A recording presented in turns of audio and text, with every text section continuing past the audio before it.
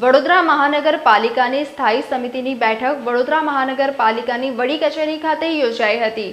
વડોદરા મહાનગરપાલિકાની સ્થાયી સમિતિની બેઠક વડોદરા મહાનગરપાલિકાની વડી કચેરી ખાતે યોજાઈ હતી, જેમાં નિર્ભયતા શાખા પૂર્વ ઝોનના કામને મંજૂરી આપવામાં આવી હતી.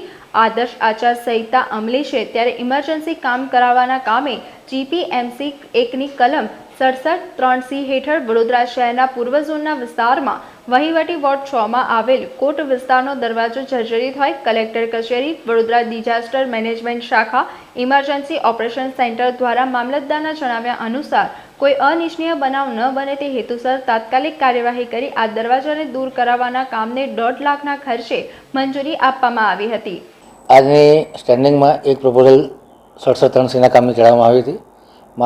વોર્ડ નંબર 6ના વારાસી વિસ્તારમાં એક જૂનો દરવાજો ખૂબ જર્જરિત હાલતમાં હોય અને કોઈ ડિઝાસ્ટર ન થાય અને કોઈ પ્રકારનો બનાવ ન બને એ આશયથી એ દરવાજાને તોડી અને ડિમોલિશ કરવામાં આવ્યો છે અને 1.5 લાખ રૂપિયાના ખર્ચાનું કામ હતું, જેને આજે સ્થાયી સમિતિએ જાણ મળી છે. સમાચારોના સતત અપડેટ મેળવવા માટે લોકમત ન્યૂઝને YouTube ઉપર સબસ્ક્રાઇબ કરો, બેલ આઇકોન દબાવો અને અમારી સાથે જોડાયેલ રહો ફેસબુક, ઇન્સ્ટાગ્રામ અને ટ્વિટર ઉપર.